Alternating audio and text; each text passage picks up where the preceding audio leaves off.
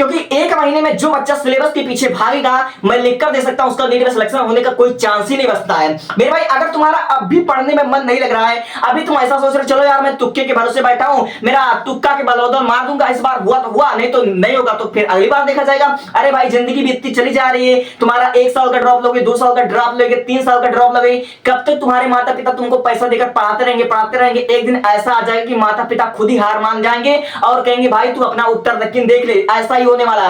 इसलिए इस बार तुम चाहते हो कि तुम्हारा अगर नीट में सिलेक्शन हो तो पूरे होशो हवास में इस बार परीक्षा देने जाना।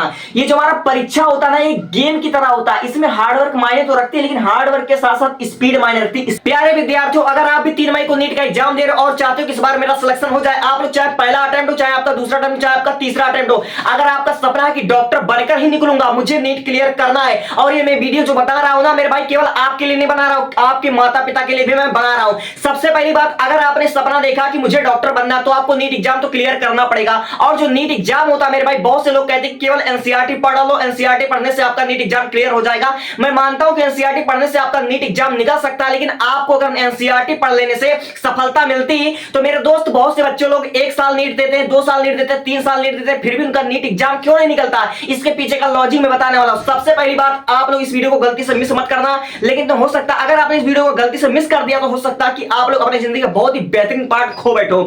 सबसे पहली बात बहुत से बच्चे ऐसे होंगे जिनका अभी सिलेबस पेंडिंग में पड़ा होगा, और बहुत से बच्चे ऐसे होंगे जिन्होंने अपने सिलेबस को 2 बार 3 बार 4 बार कवर कर रखा होगा। तो जो नीट का एग्जाम होता है केवल हार्ड वर्क पर डिपेंड नहीं है, ज्यादा मेहनत कर लेने से, सिलेबस को 1 बार 2 बार 4 बार कवर कर लेने से आपका नीट एग्जाम होगा या नहीं होगा इससे मैं मतलब संतुष्ट नहीं हूं कि केवल सिलेबस को कवर करने से आपका नीट एग्जाम निकल जाएगा। तो आपको क्या करना है मेरे भाई, देखो जितना जरूरी होता है आपका पढ़ना, जितना जरूरी होता है आपका सिलेबस का कवर करना, उससे लाख गुना ज्यादा जरूरी होता है कि आपको मॉक टेस्ट लेना होता है। लेकिन मैं अच्छे से जानता हूं कि बहुत से बच्चे ऐसे होते हैं जो कि मॉक टेस्ट नहीं देते हैं, और बहुत से बच्चे ऐसे होते हैं जिनको हर एक सवाल मतलब आता है, वे टॉपर रह चुके हैं, 10 में टॉप करते हैं, 12 में टॉप करते हैं। लेकिन नीट के एग्जाम में मेरे दोस्त केवल स्पीड मायने रखती है, केवल और केवल स्पीड मायने रखती है, आपका प्रेजेंट ऑफ माइंड मायने रखता है, आपका आईक्यू लेवल मायने रखता है। अगर आप लोग ये सोचते हो केवल हार्ड वर्क करने से, केवल सिलेबस को 1 बार 2 बार 4 बार कवर करने से मेरा नीट निकल जाएगा तो मेरे दोस्त आप लोग बहुत मुश्किल में हो। तो आपको क्या करना, आपको 4 टिप्स मैं दे रहा हूं मेरे दोस्तों, तुम मेरे बात को फॉलो कर लेना,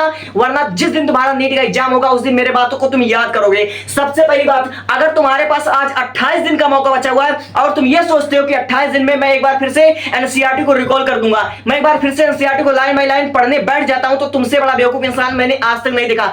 ऐसी गलती मत कर देना मेरे दोस्त, क्योंकि ऐसी गलती हर एक बच्चा करता है और मात खा जाता है। तो तुमको आज से क्या करना है, वनली आज से, जैसे कि तुम्हारा नीट में कुल मिलाकर फिजिक्स केमिस्ट्री और बायोलॉजी तुम्हारा 80 चैप्टर है, तो तुमको 80 चैप्टर्स नहीं पढ़ने हैं। 80 चैप्टर्स को अगर तुम लाइन बाय लाइन पढ़ने लगोगे मेरे भाई, बायोलॉजी फिजिक्स और केमिस्ट्री मिलाकर, तो तुम्हारा बहुत ज्यादा हो जाएगा। इसलिए तुमको क्या करना, सबसे पहले मोस्ट इंपॉर्टेंट टॉपिक को उठाओ, जैसे हमारा फिजिक्स का हो गया, केमिस्ट्री का हो गया, बायोलॉजी का हो गया, मोस्ट इंपॉर्टेंट टॉपिक वाइज पढ़ना शुरू कर दो। जैसे तुम्हारा अगर फिजिक्स का मैं बात करूं, पहला वाला चैप्टर आता है जो क्लास 11th का पहला चैप्टर होता है, इतना बड़ा चैप्टर है मेरे दोस्त, उसमें केवल 3 ही चीज इंपॉर्टेंट होती है। पहला आपका प्रतिशत त्रुटि आपका बहुत इंपॉर्टेंट, दूसरा आपका बीमा बहुत इंपॉर्टेंट होता है। लेकिन देखो जो चीज मोस्ट इंपॉर्टेंट है, जिसकी संभावना सबसे ज्यादा 2026 में, इसीलिए आपको मोस्ट इंपॉर्टेंट टॉपिक पर इतने क्वेश्चन की प्रैक्टिस कर डालो मेरे भाई कि उस पर चाहे जैसा क्वेश्चन आ जाए आप लोग अच्छे से कर ले जाओ। इसलिए मैं एक बार फिर से कहता हूं कि सिलेबस को कवर करना अब जरूरी नहीं है। अगर आपका सिलेबस अभी भी कवर नहीं हुआ है तो मैं कहता हूं अब सिलेबस कवर करने की जरूरत भी नहीं है। अब आपको केवल मोस्ट इंपॉर्टेंट टॉपिक जिसकी बोर्ड एग्जाम में सबसे ज्यादा आने के चांसेस है उसको कवर कर डालो। सबसे पहला बात जो हमारा हर एक टॉपर करता है वो ये कहता है कि मोस्ट इंपॉर्टेंट टॉपिक है। अब तुमको चैप्टर वाइज नहीं चलना है, अब तुमको मोस्ट इंपॉर्टेंट टॉपिक वाइज चलना कि आखिर कौन सा ऐसा टॉपिक है जो हर साल बोर्ड एग्जाम में आता ही आता है। तो तुम्हारा फिजिक्स होगा, तुम्हारा केमिस्ट्री, मोस्ट इंपॉर्टेंट टॉपिक तुमको कवर कर लेना है। और दूसरी चीज, बहुत से बच्चे इस समय क्या गलती कर रहे हैं, बहुत से बच्चे गलती ये कर रहे हैं कि जो हमारा नए नए यूट्यूब पर मतलब लेंदी वो आपका सिलेबस कवर करा जा रहा है, आपका महामैराथन इस समय होगा, तो मेरे दोस्तों उसमें तुम मत उलझना, मेरे बातों को मानो, उसमें तुम मत उलझना। जो तुमने अपना सेल्फ स्टडी बना रखा है, जो तुमने एनसीईआरटी के नोट्स बना रखा, अपने सेल्फ स्टडी को बार बार रिवीजन करते रहो, बार बार रिवीजन करते रहो। यानी कि अपने पुरानी चीज को जो तुमने सेल्फ स्टडी करके बना रखा है मेरे दोस्तों, उसको तुम रिवीजन करते रहो, और नए जो हमारे फिजिक्स के सवाल होते हैं, जो हमारे केमिस्ट्री के सवाल होते हैं, उसको तुम बनाना शुरू कर दो। यानी कि पुरानी चीजों को बार बार तुम रिवीजन करो, जितना हो सके पुराने टॉपिक को तुम रिवीजन करो और प्रैक्टिस करो कि मतलब किस तरह से सवाल को हम बना लेंगे। बना कर सवाल की प्रैक्टिस करो, क्योंकि फिजिक्स का मतलब मैंने ऐसे देखा कि 2-3 साल से फिजिक्स में जो आ रहा है वो समझ लीजिए कि उसका पैटर्न ही कुछ नेक्स्ट लेवल का हो रहा है, यानी कि उसमें बहुत ज्यादा आपको दिमाग लगाने की जरूरत है। इसलिए पुराने चीज को जो आपने टॉपिक बना रखा है, जो आपने शॉर्ट नोट बना रखा है, उस शॉर्ट नोट को बार बार रिवीजन करो और नए चीज के जंजाल में मत फंसो। अगर नए चीज में आपको फंसना है तो फिजिक्स और केमिस्ट्री के पर विशेष ध्यान दो, ठीक है। और तीसरा चीज, आप जितना अच्छा, जितना न्यू क्वेश्चन है, आप देखो इस समय केवल आप लोग न्यू क्वेश्चन की प्रैक्टिस करो, न्यू क्वेश्चन की आप लोग प्रैक्टिस करो। जैसे आपका फिजिक्स हो गया, आपका केमिस्ट्री हो गया, जितना अच्छा हो सके न्यू क्वेश्चन की बार बार प्रैक्टिस करो, बार बार मॉक टेस्ट दो। टेस्ट देने से कभी मत चूको, पढ़ाई से भले चूक जाओ लेकिन टेस्ट देने से कभी मत चूको। और जो क्वेश्चन से तुम्हारा मतलब तुमने टेस्ट दिया वो क्वेश्चन तुमसे नहीं सॉल्व हुआ है, उसको तुम कसम खा लो कि आज रात उसको सॉल्व किए बिना मैं सोऊंगा नहीं, चाहे तुम्हारा 10 क्वेश्चन चाहे 50 क्वेश्चन सॉल्व 100 क्वेश्चन हो, तुमको डेली प्रैक्टिस करना है। फिजिक्स और केमिस्ट्री पर बेहतरीन फोकस करना, क्योंकि फिजिक्स और केमिस्ट्री हर बायोलॉजी एस्पिरेंट के लिए अभिशाप ही हो रहा है, क्योंकि वही उसी से मार्क खा जाते हैं। और तीसरी चीज आपको करना है, रेगुलर आपको पर डे 3 घंटे बचा कर रखो दोस्तों, क्योंकि स्पीड बहुत मायने रखती है और बहुत से बच्चे केवल स्पीड से चूक जाते हैं, स्पीड के कारण। क्योंकि 180 मिनट में आपको 180 क्वेश्चन को सॉल्व करना होता है और ये क्वेश्चन सॉल्व करना हर किसी के बस की बात नहीं होती है।